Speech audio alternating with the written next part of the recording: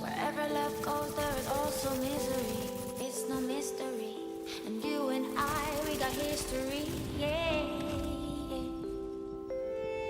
Wherever love flows, there is also tragedy.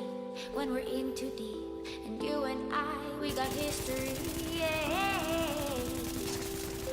Go look in the mirror, say, hey, I'm sorry for all the pain. I'm sorry for all the pain. Go look in the mirror, say, hey, I'm sorry for all the pain.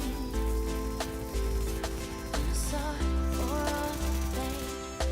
Go look in the mirror, say, hey, I'm sorry for all the pain. I'm sorry for all the pain.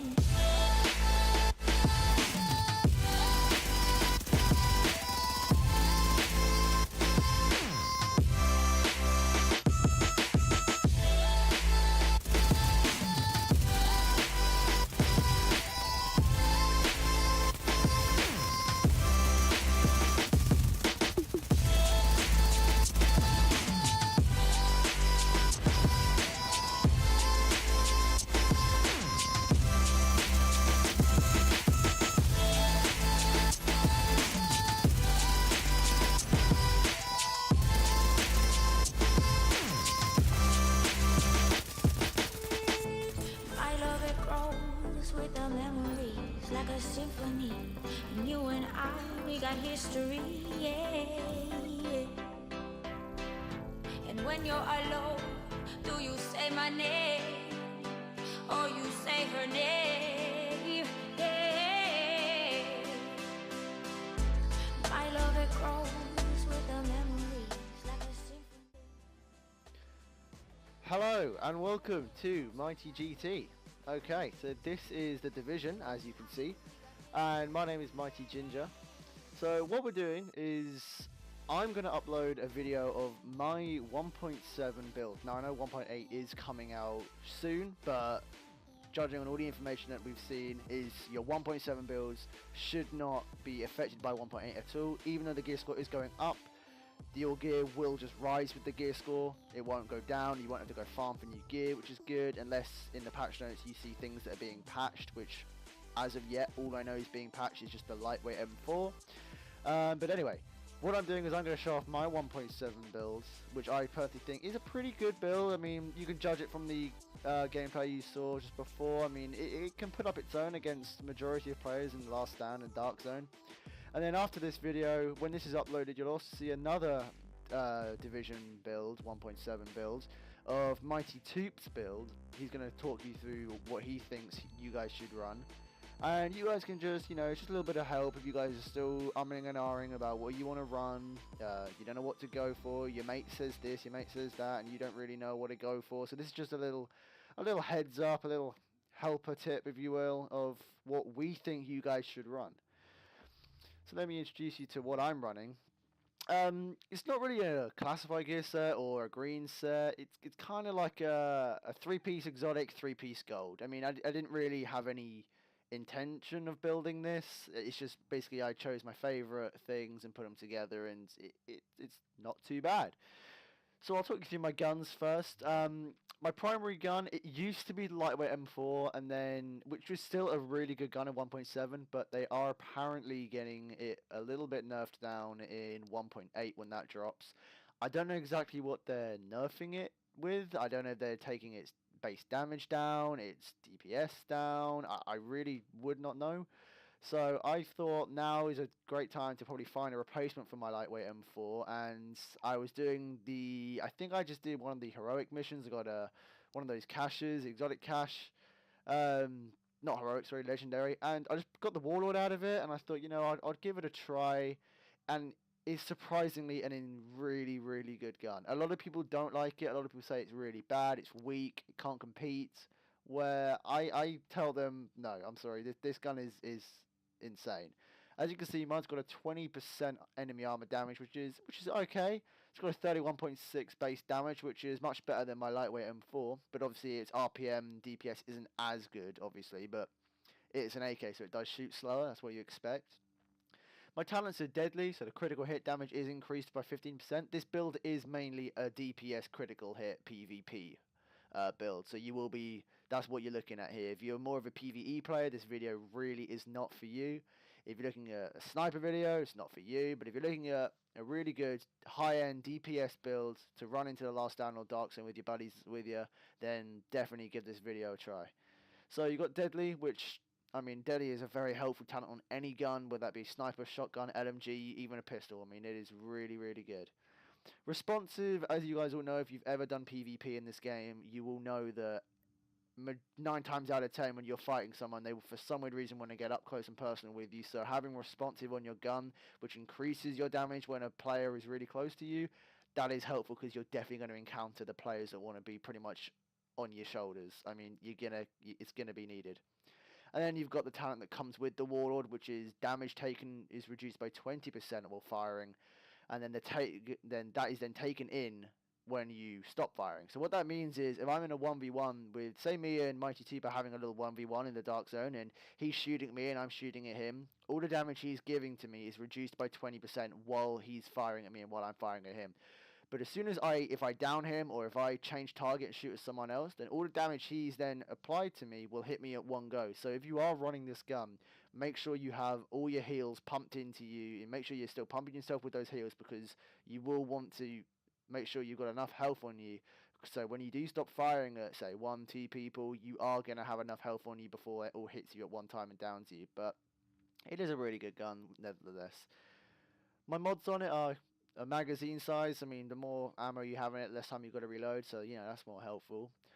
Reload speed, again, seriously helpful. Rate of fire, I had to go for something like this, a rate of fire, because obviously I am not putting out as much rounds as I did with my lightweight M4, so a rate of fire is pretty helpful on it.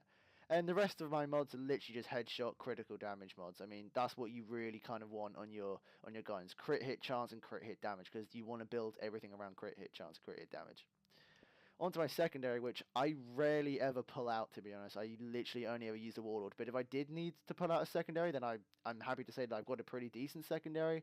It's a Navy MP5N. As you know, these guns are really good. They did get nerfed a little bit at the beginning of 1.7 or halfway through 1.7.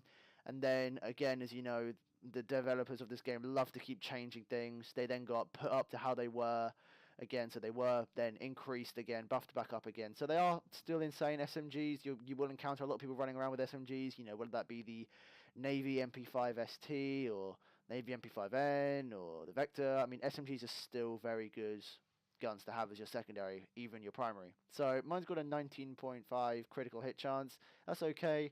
23.7 base damage now on an MP7, that MP5, sorry. That is actually really good for a SMG. The RPM on it, again, not too bad. My talents is swift, so obviously if I did need to switch this gun out, I would need a gun that has a quick reloading on it, especially for PvP. So an extra 25% reload on that is pretty helpful. Deadly, again, like I said, you want to run into critical hit damage on this build, so a critical hit talent is always helpful to have. And obviously, again, like I said, responsive, because most, like I said, 9 times out of 10, you will get people coming really up close and personal with you, so you will need that talent as well. And again, the mods on it are literally just critical hit damage, the magazine, try and get a big beefy magazine on you so you don't really have to reload as much. And then just, again, look for critical hit, headshot damage. It's a pretty simple build, to be honest. It's not actually that bad to build. I mean, the hardest thing to find weapon-wise will definitely be the Warlord. I mean, you can get it through getting your caches, your exotic caches. Whether you do your legendary missions or your weekly, you get an exotic cache from those. Or you can get it from the heroic Falcon Lost if you do that as well. You can get it from the boss drop. But again, you can also get it from the caches from the other incursions. But the only way to get it dropped from an actual boss is the boss from Falcon Lost that I know of. I could be wrong. You could get it drop in the Dark Zone. You could get it drop in other bosses on HVTs. I'm not too sure if you can, but you might be able to. But all I know of is that you can only get it dropped from boss-wise, the guy from Falcon Lost. Onto the pistol, I'm not really going to worry too much about this. It's just a Centaurian. You really never need to pull out your pistol on this build. If you do, then stop, get out of that habit, because you'll be downed in a second. I mean, funny enough, I did actually down someone with a pistol once before with this build, only because I by accidentally double tapped Y. But nevertheless, you don't need a pistol. Barely ever. It comes in. You don't really need it. Chest piece. Now, I've got 2 chest pieces. You don't have to run 2 chest pieces, but I've got 2. Both are reckless, but I've got this one. I love reckless because it is, especially with a Warlord, because as you can see, its talent is increasing damage by 8% and increase incoming damage by 10%. So then, like I said, with the Warlord, when you do stop firing at your target, you won't get damaged as much when you stop, when that damage hits you at one go, because you have got your reckless chest piece just backing you up a little bit more there. But this is my PvP reckless chest piece. You can just find one, but I like to have 2 just so I can switch and switch. So on my PvP one, I got skill haste, not too important. Enemy armor damage, which is pretty good, and increased kill XP. The only reason I went for this is because it just basically had really good armor, and it upped my firearms. As you can see, my firearm on my base is 431,000. So I kept it that. So it did up it really good, but it also did decrease my toughness. So you will be quite squishy on this build. You will be looking at a toughness definitely under 300,000, unless you can somehow get it over that. Then well done, but I don't really go into toughness that much. My aim of this build is to down them before they down me, so I don't really care if I'm squishy. As long as I've got, my buddies behind me healing me and I'm healing myself, then I should be good to go. But this is my PvP one, and obviously the firearms mods, you definitely need those on there. You want to have firearms, you want to have health, because like I said, you're going to have a low toughness, so you do need a lot of health mods. My PvE one, as you can see, it does take down my firearms a little bit more, but it does increase my toughness. I feel like you need a higher toughness for PvE than you do for PvP. I know that sounds weird, but just bear with me. I feel like I get downed more in PvE than I ever do in PvP. So I like to go for this one just because it gives me a little bit more toughness. And as you can see, it's got more health on it. It's got ammo capacity, so I don't really need to worry too much about ammo when I'm in the last stand. But I do need to worry about our ammo a lot when I'm on an incursion or a heroic mission, because I will be shredding through those bullets so quickly.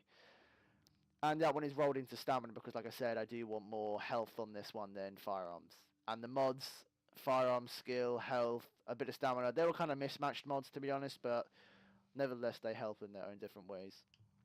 The backpack, specialized backpack, I've been running specialized backpack since day one. I love it. It adds 200% firearms and stamina to skill power. Who doesn't want that? It's always good to have a bit more skill power, so you never know. Because when you heal yourself, you get healed a bit more. It's got health on it and disrupt resistance. Disrupt resistance isn't entirely needed, but health is. So I would definitely try and roll yours into health or firearms. If it's already rolled into firearms, that's good. I will try and get mine into a higher firearms roll. It is quite low for the time being, but I've just struggled to try and find one higher than that. The mods on it, again, health, first aid, self-heal, first aid, self-heal, and firearms. That's all you need, really. Make sure you have got a lot of first aid, self-healing, because your toughness is low, so you do really do need to have a lot of heals. My mask, now onto the exotic bits. My mask, I do like to have the Pharaoh's oxygen mask, because a lot of people do like to drop down their fire turrets and throw incendiary grenades at you, so it's just a little bit helpful to have that, ability to fire at people when you're on fire, so you're not completely, defenseless. It's got enemy armor damage on it, which is okay. I mean, I would like to have had it into a firearms roll, but I accidentally didn't roll it into firearms. I was a bit of an idiot, but its firearms roll is nevertheless okay. It's not brilliant, but what are you going to do?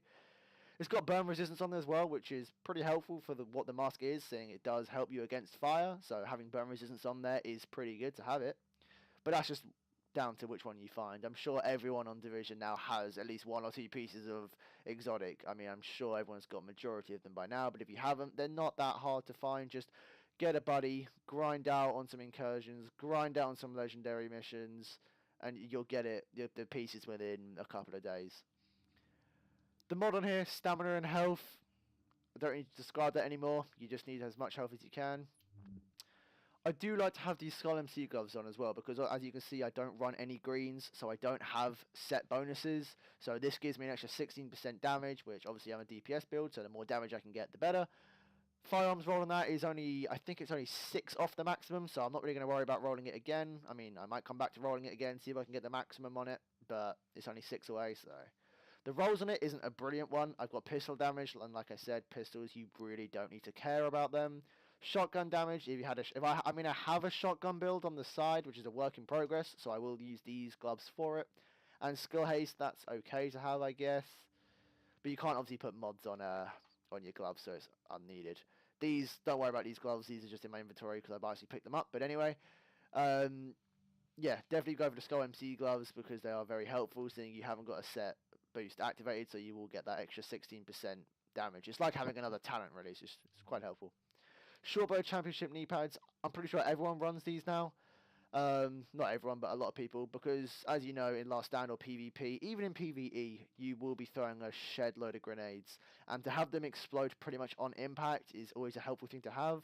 I've got a lot of resistances on these. I've got all resistance, bleed resistance, disorient resistance, shock resistance.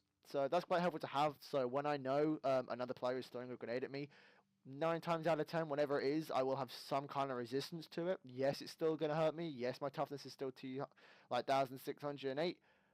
No, 268,000. Read that completely wrong. But you get the gist. I will be less hurt than I would if I didn't have any of the resistance on there. And obviously the mods are firearms, health, again, and first aid heal. And last but not least, the holster.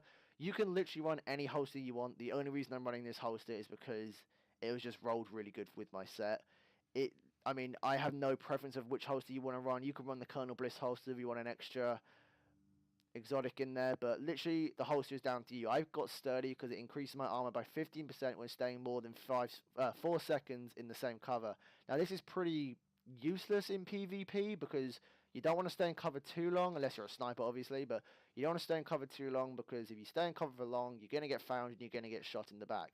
For PvE, you obviously will be staying in cover a long time, so this is quite helpful for PvE. Like I said, I do switch out my chest piece for PvE for PvP every now and then.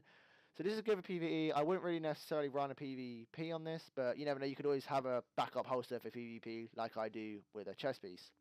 Got reload speed, that's always helpful for online. I mean, you definitely do need quick reloading. I mean, I have Swift on my MP7, so an extra bit of reloading on here just gets it that little bit faster.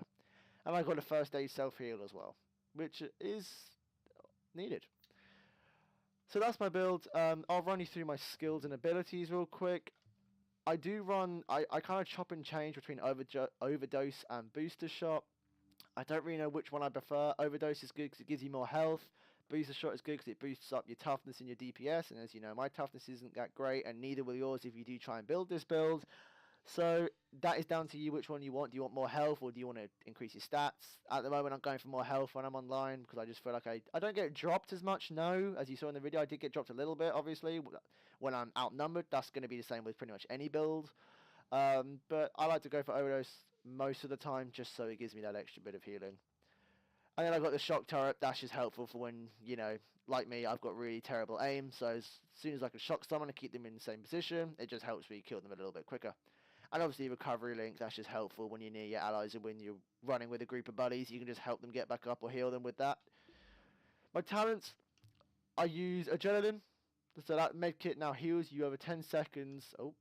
Over 10 seconds and will not stop healing you when taking damage. So that's okay. I do want to get as many healing ones as I can. Description, use a medkit during low health to increase damage resistance by 20% for 10 seconds. So that's okay. So if I'm literally about to die, I pump in a medkit for myself, and then at least I'm not getting as damaged, so I can quickly run away, you know, push back a little bit into cover, heal myself a little bit more, and then rejoin in the fight. Combat medic, use a medkit near allies to heal group members and proxies within 20 meters by 40%. So you know if you have overdose, you can shoot it in a player, or you can, if you hit it into yourself and you're near another player or players, you can heal them near you. This goes with the same with just a normal medkit. If I'm in cover next to a buddy and I hit a medkit into me, it heals them a little bit as well. So it's always good to help out your team while obviously helping yourself out as well. Chain reaction. Damage multiplier hostiles with an explosion to apply 20% more damage from the blast. This is really good if you're running the championship knee pads, obviously because your grenades blow up quicker, so you're not only getting a quicker explosion from your grenades, you're also getting much more damage from them as well. And last but not least, stopping power. Suppresses a hostile for increased headshot damage by 25% for 10 seconds. I don't use this one as much as I should, but it's the only one I can really think about that I needed. All the other ones I kind of were umming and ahhing about, and I just thought, I'll just change this one. So that's pretty much it, to be honest. It's up to you if you want to build this build. You will be quite squishy, but you will be doing a lot of damage, like I said. Mainly going to firearms. I know my firearms isn't that high, but the DPS is. The only hard thing you're going to be able to find is the Warlord. Some people find it easy to find them, some people don't. But other than that, I hope you guys enjoyed the video, and watch out for Mighty Toot's build video as well. And we'll catch you in the next video.